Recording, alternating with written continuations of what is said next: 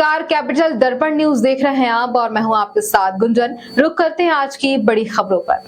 महिला सशक्तिकरण को समर्पित एक भव्य समारोह में जनप्रतिनिधियों की मौजूदगी में अलग अलग क्षेत्रों में उत्कृष्ट कार्य करने वाली महिलाओं को सम्मानित किया गया। भारत की संस्कृति में मातृशक्ति को सर्वोपरि स्थान प्राप्त है और आज प्रदेश की 47% से अधिक स्टार्टअप्स में महिलाओं की भागीदारी ये साबित करती है कि बेटियां अब जॉब सीकर नहीं जॉब क्रिएटर बन रही हैं। सरकार की लाडली बहना और स्वयं सहायता समूह जैसी योजना को महिलाओं की आर्थिक स्वावलंबन की बड़ी ताकत बताते हुए सभी सम्मानित प्रतिभागियों का स्वागत और अभिनंदन किया गया। कार्यक्रम में पैरा ओलंपिक में उत्कृष्ट प्रदर्शन करने वाली प्रतिभाओं को राष्ट्रपति पुरस्कार प्राप्त महिलाओं को भी विशेष रूप से सम्मानित किया गया। भारत के अंदर एक प्रधानमंत्री के दृष्टिकोण से सकारात्मक ऊर्जा की धारा का प्रभाव प्रारंभ किया। जीवन के अलग अलग क्षेत्रों में इतना बड़ा देश और इतनी विविधता में मन की बात के माध्यम से वो लघु भारत अपने सामने उपस्थित कर देते। उत्तर दक्षिण पूर्व पश्चिम भारत के विविध प्रांतों में क्या क्या चल रहा है और क्या क्या चलना चाहिए, किन किन बातों से प्रेरणा लेना चाहिए, भविष्य के कौन से जवाबदारी वाले विषय सामने आ सकते हैं और उनमें हमारी भूमिका क्या होगी। इतना अच्छा लगता है कि क्रिकेट खेलने वाले बच्चे भी संस्कृत भाषा देव भाषा के माध्यम से वो अपने भाव का अभिव्यक्ति और भाषा का उपयोग कर रहे हैं। न केवल क्रिकेट, संस्कृत में गीत भी तो देव भाषा को बढ़ाने का मुद्दा हो। कॉफी के उत्पादन से लेकर कॉफी के टेस्ट तक हमारे क्षेत्र के प्रत्येक विषय को लेकर माननीय मोदी जी हर बार मन की बात में वो सारे प्रेरक प्रसंगों को सामने रखते हुए वंदे मातरम की बात करके उनने हमको प्रेरित किया, जिसके बलबूते पर एक शब्द में देश की आजादी की ललक 150 साल पहले बंकिम चंद्र चट्टोपाध्याय जी के माध्यम से, और ये तो हम सबको भी पहली बार जानकारी आई है। गुरुदेव रविंद्रनाथ टैगोर ने अपने स्वर से उसको गायन भी करके ये अद्वितीय उपलब्धि हम सबके सामने दी थी। और उसी के साथ साथ जब केवड़िया धाम में माननीय प्रधानमंत्री जी ने तत्कालीन उप प्रधानमंत्री स्वर्गीय वल्लभ भाई पटेल को स्मरण करते हुए जो 11 हमारा अपने 31 अक्टूबर से 15 दिन का अभियान पूरे देश के विविध राज्यों के द्वारा माननीय वल्लभ भाई पटेल को स्मरण करने के लिए वो एक भारत श्रेष्ठ भारत के अभियान के अंतर्गत सारे कार्यक्रम होने वाले हैं। 11 नवंबर को मध्य प्रदेश सरकार की ओर से भी हम लोग भी गुजरात जाने वाले और अपने सांस्कृतिक कार्यक्रम में स्वयं वहाँ जाने वाला हूँ और उस समय के माननीय तत्कालीन प्रधानमंत्री के योगदान को नमन करते हुए केवड़िया धाम पर्यटन का कैसा सुंदर केंद्र बना, ऐसे टूरिज्म से लोगों को रोजगार मिले, सांस्कृतिक धारा बढ़े और हमारा देश के साथ बाकी राज्यों के साथ आत्मीय संबंध बने, ऐसे कई प्रयोग माननीय मोदी जी ने चलाए। लेकिन आज से तो छठ मैया का आनंद है। बिहार सहित पूरा देश हमारे ये त्योहार दिवाली के बाद कितने प्रकार से आनंद देते हैं, इसका एहसास होता है।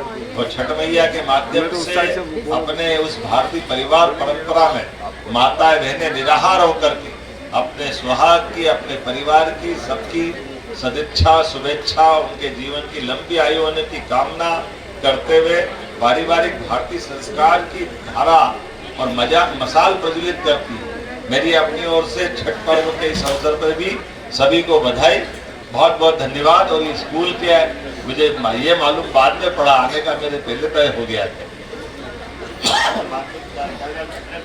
रघुवंशी जी ने एक खास बात बताई, मुझे नहीं मालूम था कि ये पटवाजी के जमाने से, जोशी जी पटवाजी के जमाने से, कि जहाँ भोपाल में ये ऐसा जगह है जहाँ हर एक मुख्यमंत्री अपनी उपस्थिति दर्ज कराता है। मुझे 2 साल में इस स्थान की ये नई एक कहानी मालूम पड़ी। तो एक तरह से आपके यहाँ इस स्कूल में मुख्यमंत्री का आना का क्रम जारी है, मैं आपको भी बधाई देता हूँ। और ये स्कूल ने अपनी एक साख बनाई है सबके बीच, शिक्षा की धारा के साथ भविष्य की पीढ़ी को लेके चलने का ये जो संकल्प है, ये मन की बात को और सार्थक करता है।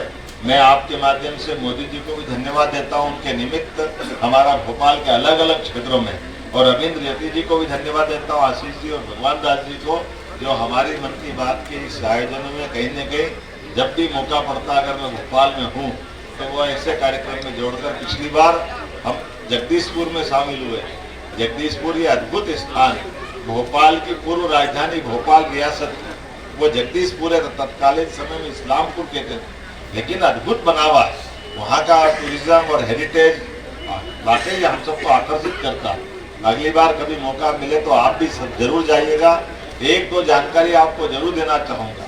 1 नवंबर को हमारा मध्य प्रदेश का स्थापना दिवस है और इस बार 1 नवंबर पर जुबिन नौटियाल का भी एक कार्यक्रम हम करने वाले लाल परेड ग्राउंड पे, और उससे बढ़कर सम्राट विक्रमादित्य का महानाट्य का मंचन भी भोपाल में होने वाला है 2 और 3 नवंबर को।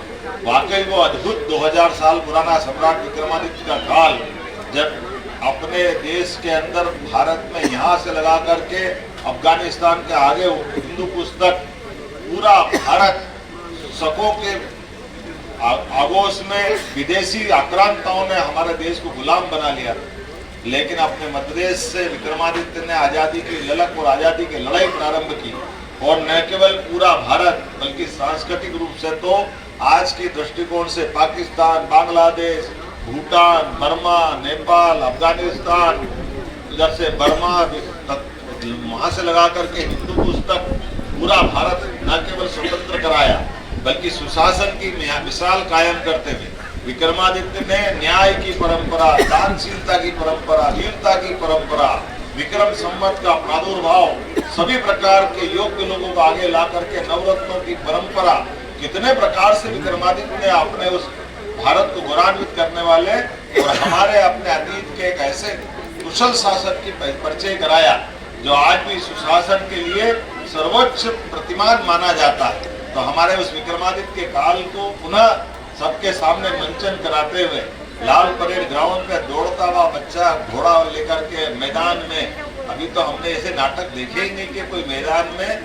प्रत्यक्ष घोड़ा लेकर के दौड़ता हुआ है और सामने आमने सामने का युद्ध हो, तलवारें चल रही है, भाले, हाथी, घोड़े, ऊंट सब मैदान में आकर, और रथ से महारानी उतर रही है।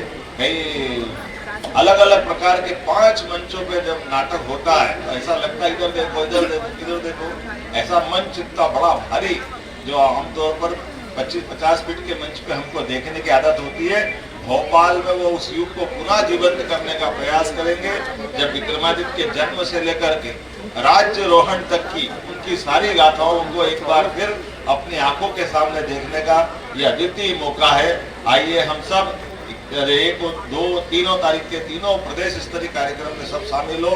विक्रमादित्य मंच के लिए मैं यहाँ के पार्षद, विधायक सबसे भी कहूँगा उसके पास वगैरह मिलेंगे तो थोड़ा योग्य प्रकार से पास पहुँचाना, और हम सब दूर से बहुत अच्छे आनंद से देखेंगे।